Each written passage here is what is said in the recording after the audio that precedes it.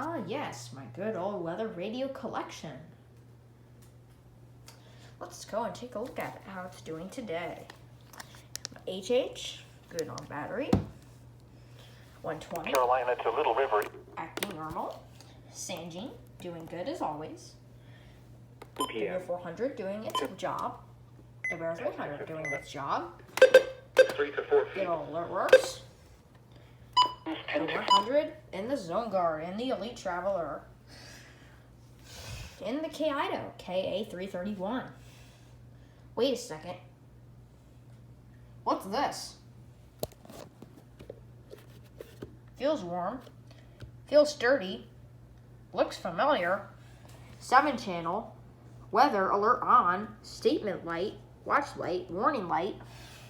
Old Noah logo. RadioShack. Huge speaker. What? What is this doing in my weather radio collection? Antenna looks familiar too. What is this doing here? I thought we were already done with the radios. What the heck is another radio doing inside of my room? Well, I will answer that question for you. I got a RadioShack 12-250. One of the most exotic radios of all time. They're not easy to find either. You can find some used right now, today, but otherwise, this is not easy to get right here. This is not easy to get at all, otherwise. You'd be lucky to get one of these, seriously. The 250 is a very nice radio, and I'll be showing it off today. So, as a new radio has entered the collection. 5 to 50 knots. That speaker sounds old-fashioned. Anyways, look at the top. So nostalgic. And now, I did not put that plug in. That is connected to an old plug, just to show you how old that radio actually is. And back here you can see the weather radio frequencies and all the model number, serial number, all the information that the radio has.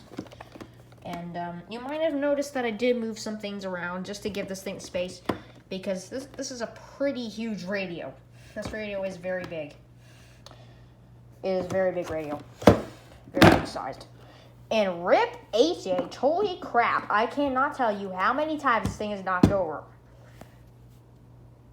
HH is not having a good day today.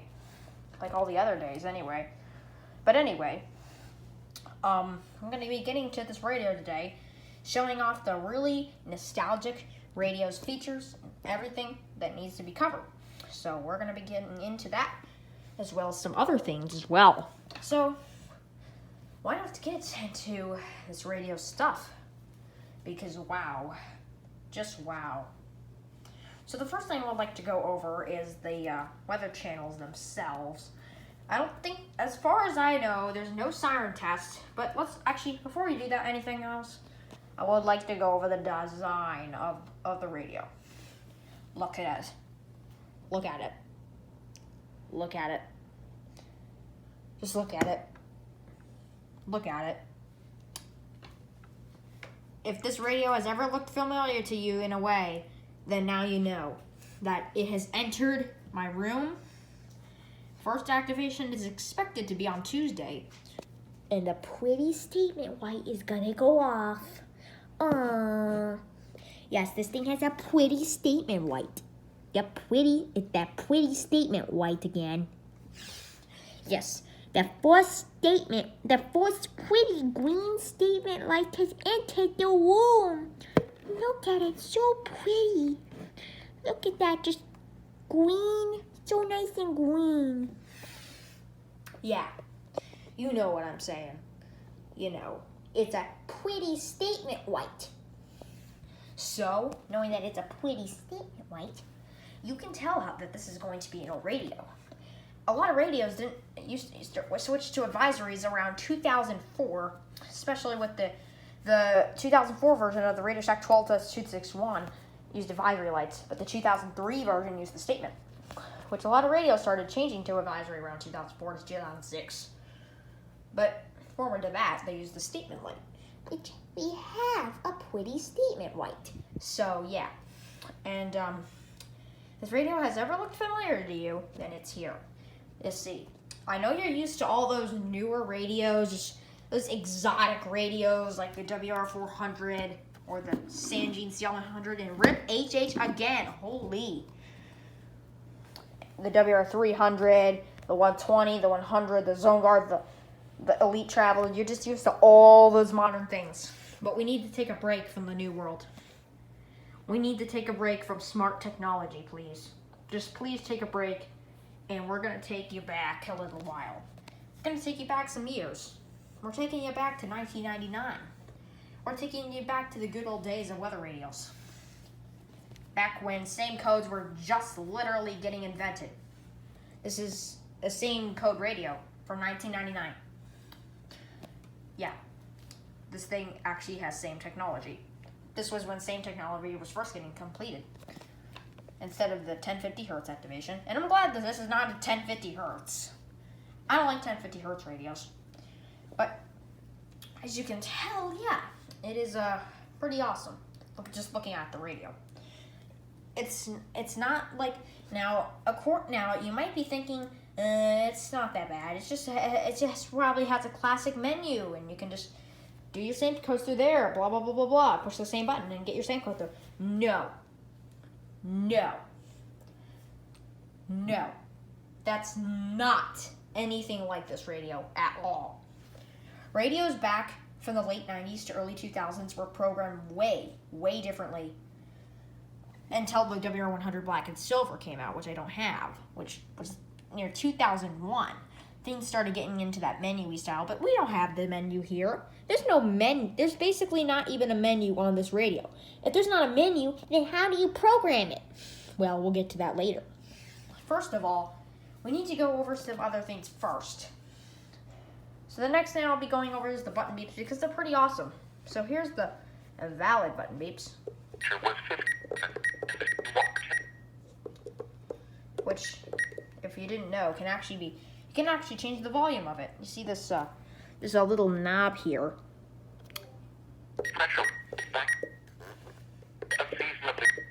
They can actually get pretty loud.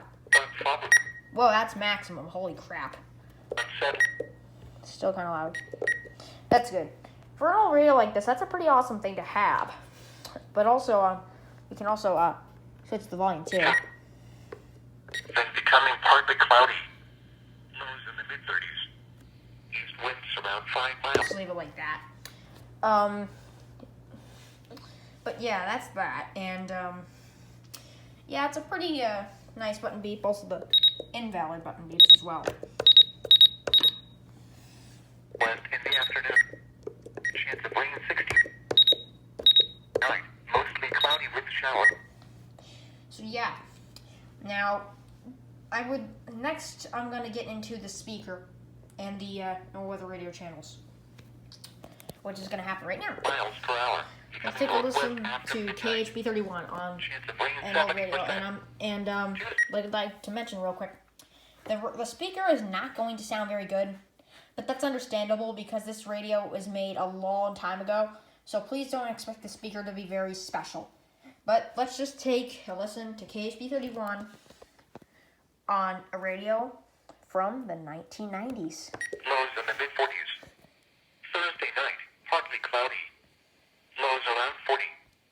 Friday, mostly cloudy with a 30% chance of showers. Highs in the lower 50s. Friday night, partly cloudy. Lows in the upper 30s. Saturday, partly cloudy in the morning, then becoming mostly cloudy. Highs in the upper 50s. Saturday night and Sunday, mostly cloudy with a 30%. Now, even though the sound doesn't sound that good, here's something that I like better about the speaker. And we're going to be comparing it to the WR120, which we're going to fast forward all the way to 2011 for a second because I would like to show you something.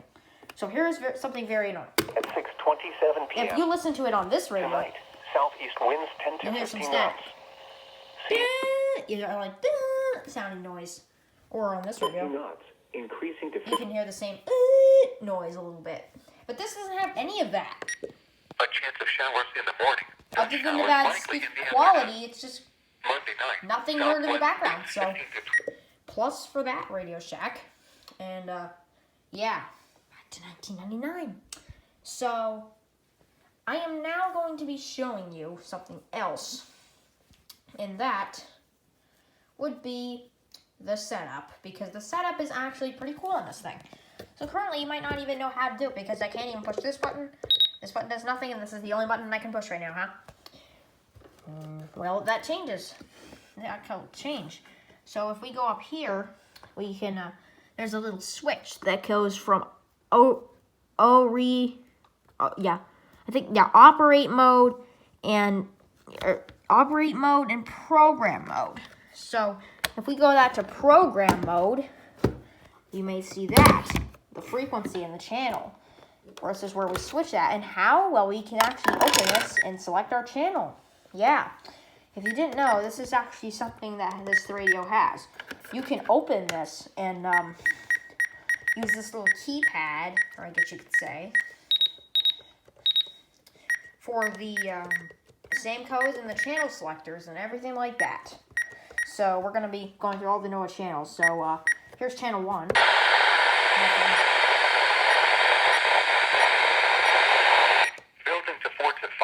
I'm not getting anything right now, but that's kind of normal for me. So channel 7, yes. Alert, yes. Continuous backlight, I actually keep it on that because it's kind of dim. Multiple counties, I do have some same codes stored in here because for some odd reason I have not found a way to put it to any. So I just had to put the same codes for all the counties around here so that way it will activate for all those areas. And it can store up to 15 same codes. There's some of the same codes that I programmed into it.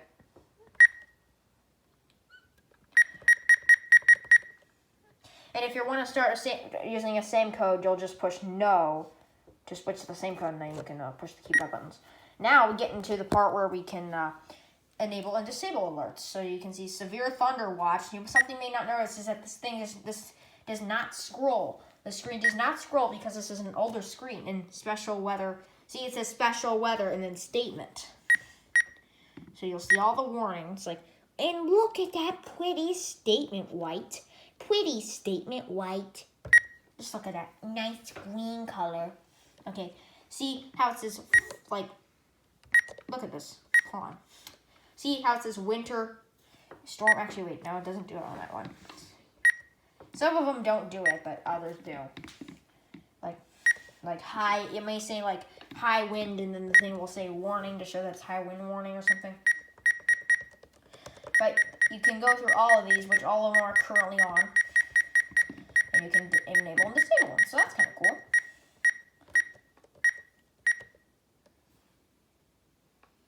So yeah, that's that.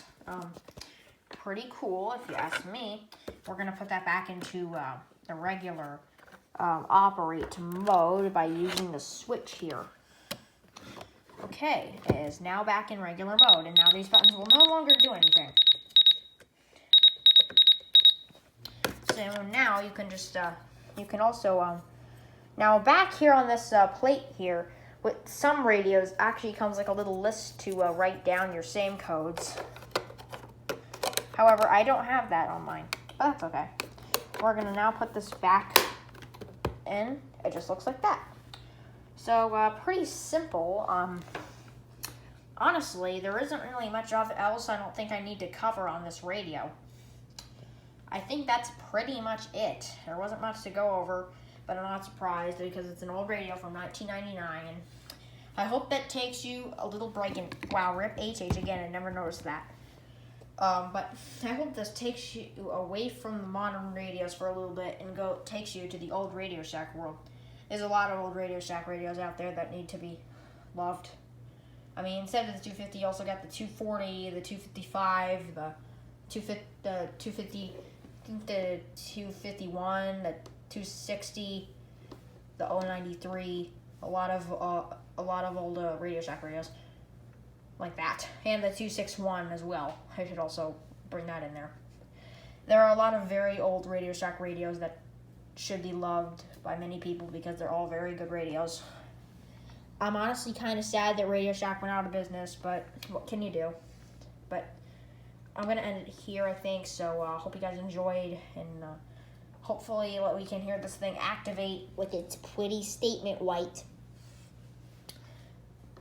in the next video of an EAS capture, which will probably be on Wednesday.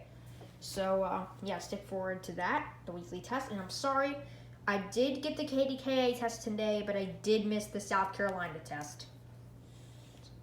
But anyways, yeah, I'm going to end it here, and I'll see you guys in the next one. Bye.